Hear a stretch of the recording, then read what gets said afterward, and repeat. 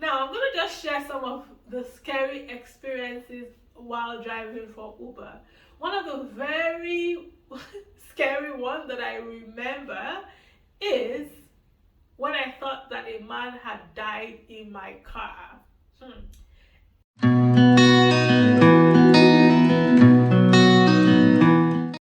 Hello! Welcome to my YouTube channel. If you're new here, welcome. If you're a returning subscriber, thank you for returning. Thank you.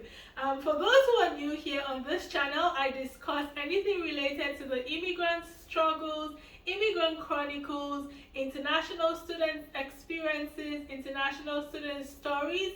I discuss anything that is related to thriving and succeeding abroad. So today I'm going to be talking about my Uber driving experience.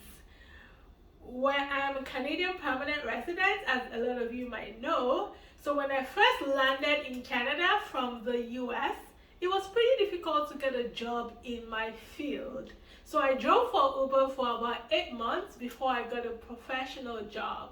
At the time, I wanted to get something that would give me that flexibility to be able to apply to jobs and as well receive or get income or get paid, right? I didn't want to do the regular menial jobs that people would do, because that would take your time and then you wouldn't have the time to apply for jobs. So what I used to do was, in the morning until the afternoon, I would be on my computer applying for jobs. And then in the afternoon till sometimes midnight and past midnight, I will drive for Uber.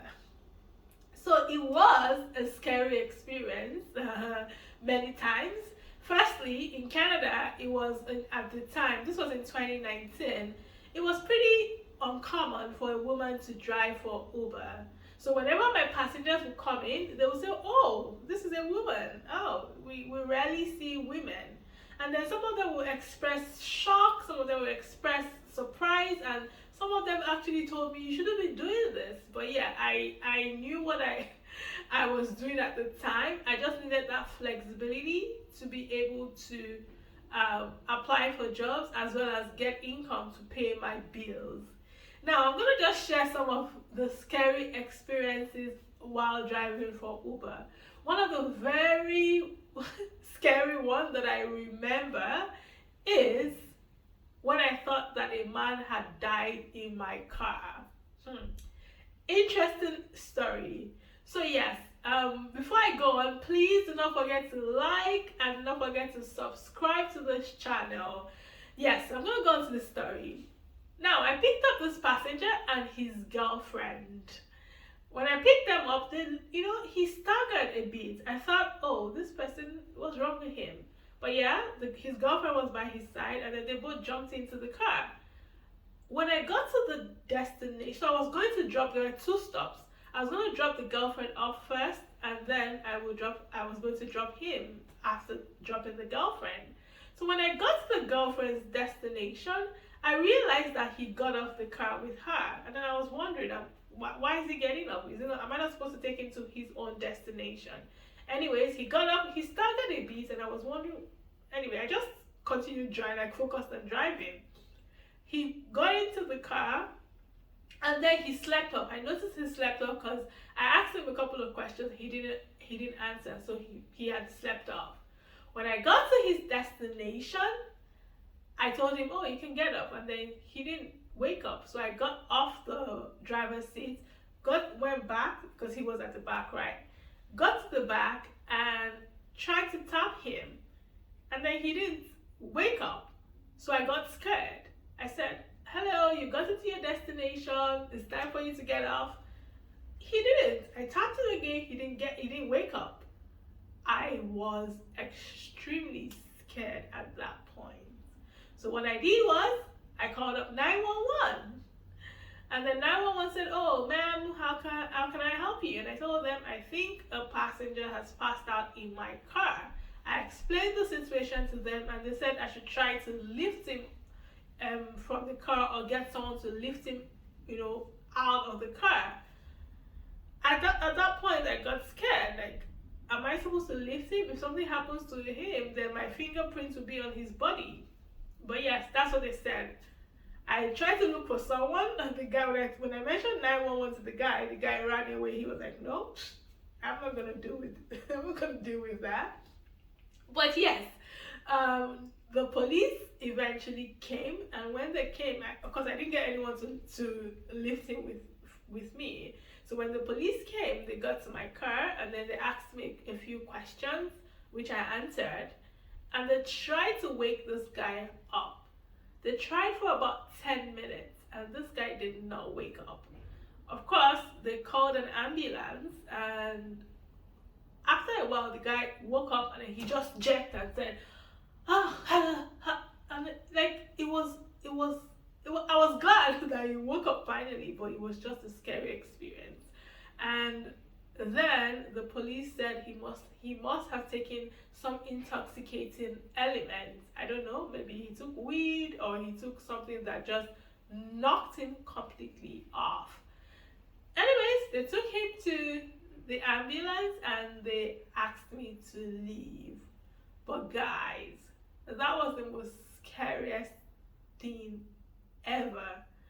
It was past midnight. I drove back home and I just kept thanking God that the guy did not die in my car. Now that could have resulted in something else. It could have, if he had died, they probably would have started investigating me for murder. Oh my gosh, I was a new immigrant. I was barely 3 months then, and that happened to me. That was one. The second scary experience was when I just picked up a couple of young lads, right? They got into the car. Usually I do not allow people sit in the front car, in the front seat, in the passenger seat. Because, I just let them stay at the back. It's just more comfortable for me. And then this was before COVID, right? So this young folks came, they were about 3 or 4. One had to sit in front because they were 3 or 4. And then they were just talking about all kinds of, like, young folks, all kinds of things, like very mundane things. And I just focused on driving. When I got to their destination, they got off the car. As soon as they got off, I realized that Uber had cancelled, or rather, as soon as I got home, I realized that Uber had suspended my account. I was like, why are they suspending my account? What happened? Then I saw that a passenger that I picked up wrote a report against me. I wondered what that was about. So I went to the Uber office the next day, and the representative told me that, one of my passengers wrote that I had a bag of marijuana.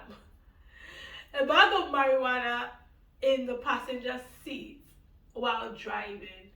That was so ridiculous. Like, I don't even drink and smoke. How much more marijuana? But yeah, apparently those guys wanted to get a free ride. So they wanted to get Uber to refund what they paid for the ride. And so they had to lie that I had a bag of marijuana. Imagine, what if Uber had investigated, or rather, what if we had gotten to the police, right? They would have suspended me and probably come to arrest me. That was very scary. And after that day, I vowed that I would not let anyone sit in the passenger seat, and then I would be very watchful, for the people that I pick up. So yes, driving for Uber was very tiring. When I get home, what happens is my right leg, the right leg that I used to accelerate, would start aching and start vibrating. Yeah, it was really hard. After a few months, I got really tired, and then I switched to Uber Eats, where I started delivering food to people. I was also networking while I was driving. So when I see that people, I pick up people who are professionals, I would start up a conversation with them and tell them that I had master's degrees, and they will be like, oh, you shouldn't be doing this. How can you have a master's degree and be doing this? But yeah, I would give my resumes to some of them because I had my resumes in the trunk of my car. I would give my resumes to some of them. I would, chat some of them up, like send them an email afterwards. I met pretty nice people on that journey. But yes, I'm glad that journey is over, that story is over. But this is also going to encourage you guys. It's whatever you get when you first land in a new country is not going to be permanent. It may just be it will just be temporary.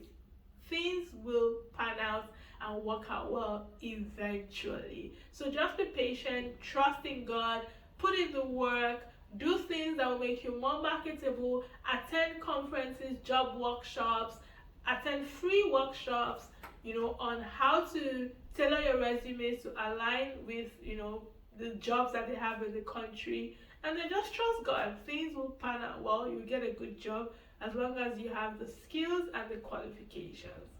All right. If you've got questions about this story, please drop your comments. If you'd like to know more about my Uber experiences, please drop your comments and I will do another video probably. So thank you so much for watching. Thank you for listening. Please do not forget to like, do not forget to subscribe. Until next time, my name is Malobes.